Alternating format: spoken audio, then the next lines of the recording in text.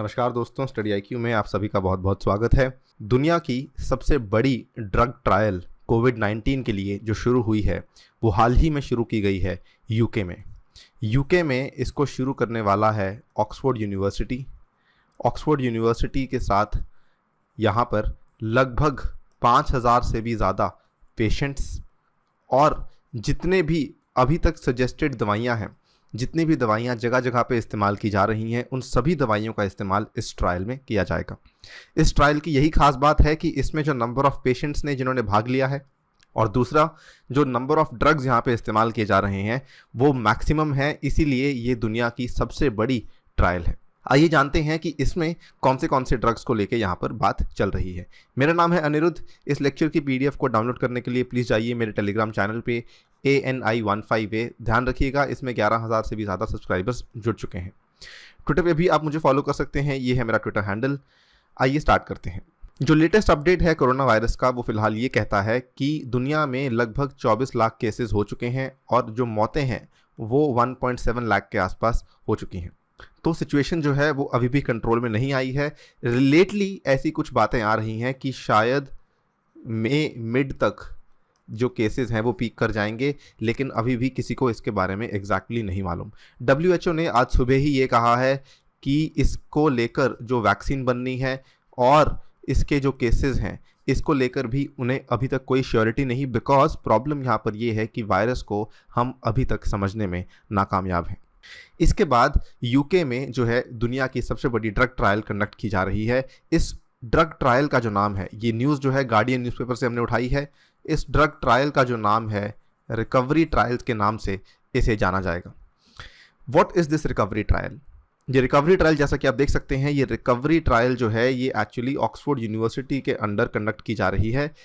इसमें खास बात क्या है? The study is being conducted by university of Oxford which acts as the sponsor for the research working with doctors at many hospitals across the UK. यहाँ पे सबसे खास बात यह है कि जो नंबर ऑफ पेशेंट्स यहाँ पे रेडी हुए हैं इस ड्रग ट्रायल का हिस्सा बनने के लिए वो 5000 से भी ज़्यादा हैं, इसीलिए ये दुनिया की सबसे बड़ी ड्रग ट्रायल मानी जा रही है।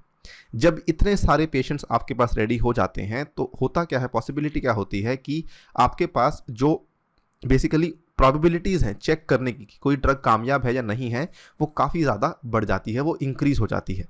और ये जो पेशेंट्स हैं ये 169 साइट्स में जो हैं उठाए गए हैं। They are participating under the trials, वो इसमें भाग लेने वाले हैं। इसमें प्रोसीजर क्या फॉलो होगा? प्रोसीजर ऑब्वियसली ड्रग ट्रायल्स को लेकर आपको मालूम होगा काफ़ी सारी ह्यूमन राइट्स होती हैं जिनको यहाँ पर कॉम्प्रोमाइज़ नहीं किया जा सकता। उन सभी राइट्स को ध्यान रखते हुए सबसे पहले जो पहला स्टेप है, if you decide to join you will be asked to sign the consent form, कि पहले आपसे अनुमति ली जाएगी कि क्या आप इसमें भाग लेना चाहते हैं। Next, brief details identifying you and answering a few questions about you and your health will be entered into a computer। उसके बाद कंप्यूटर आपको एक रैंडम जो है ट्रीटमेंट ऑप्शन एलोकेट करेगा। तो कंप्यूटर इस तरीके से एलोकेट करेगा कि सभी जो ड्रग्स यहाँ पे उनके डेटाबेस में हैं जिनको हम अभी पोटेंशियली टेस्ट करने वाले हैं वो सभी ड्रग्स की टेस्टिंग हो सके। In all cases this will include the usual standard of care for a hospital।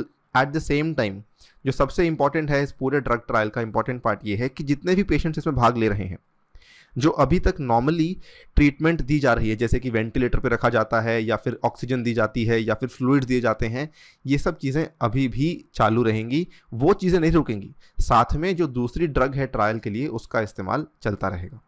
It may also include an additional treatment which might be given by mouth, injection और inhalation।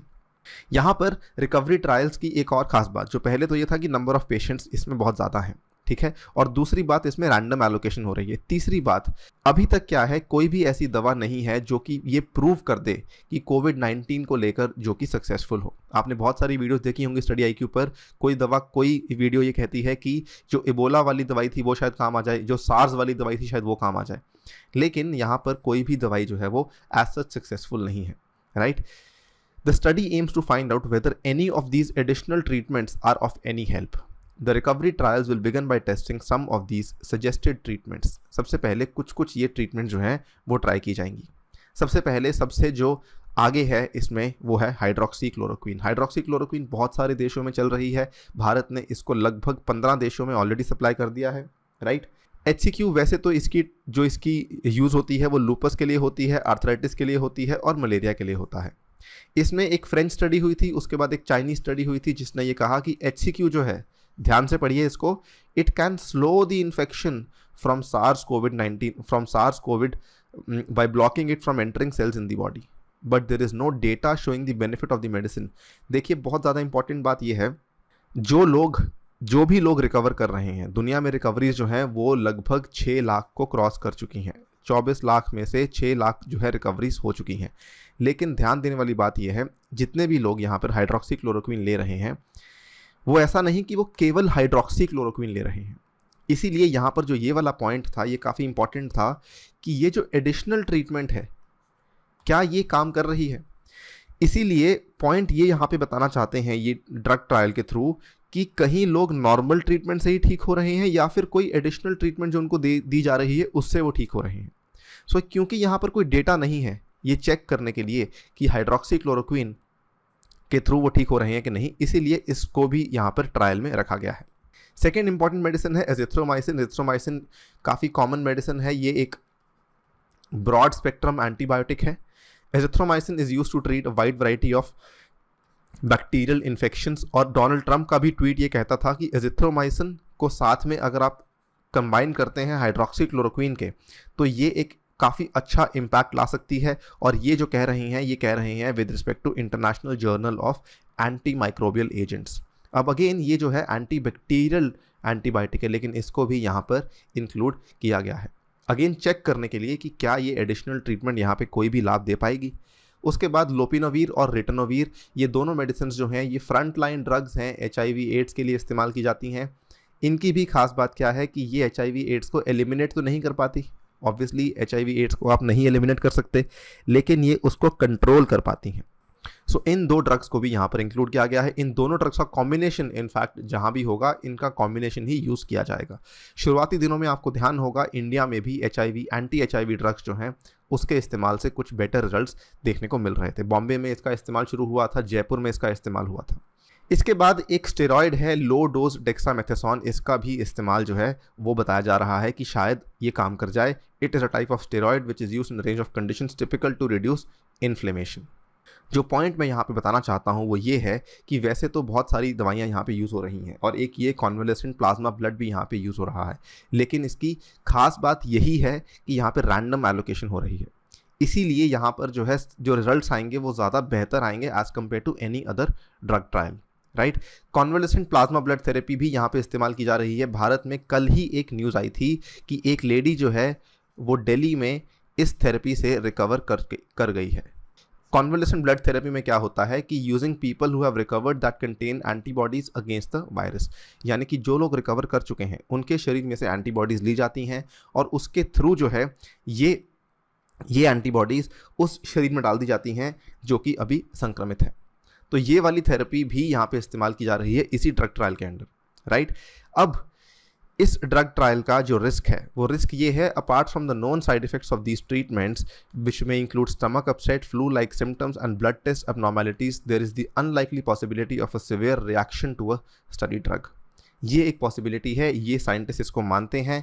और लेकिन obviously यहाँ पर जो सबसे important चीज़ है वो ये है कि रिजल्ट्स कब तक आएंगे। रिजल्ट्स का इनका जो उम्मीद है वो कह रहे हैं क्योंकि हम दुनिया की सबसे बड़ी ड्रग ट्रायल कंडक्ट करने जा रहे हैं तो ये गेस कर रहे हैं कि रिजल्ट जो है वो लगभग जून तक इनको मिल जाएगा। उस हिसाब से देखा जाए कि दुनिया में जितनी भी ड्रग ट्रायल्स फिलहाल चल रही हैं जगह जगह पे, उसमें ये सबसे ज़्यादा फास्टेस्ट है, सबसे ज़्यादा सून हमें इसमें रिजल्ट्स मिलने की प्रॉबिलिटी है। तो ऑल आइज और are on this drug trial. और इसी के साथ मैं वीडियो को यहाँ पे समाप्त करता हूँ। ये डिस्क्लेमर है, प्लीज़ ये मेडिसिन को आप बिना पूछे नहीं यूज़ कर सकते। ये सब ट्रीटमेंट जो है सुपरविजन ऑफ डॉक्टर्स के अंडर हो रही हैं। So please don't suggest anybody कि ये मेडिसिन जो है ये सही है, ऐसा कुछ, राइट। इसी के साथ आपसे विदा लेता हूँ। Thank you for listening to me. Stay tuned and stay safe.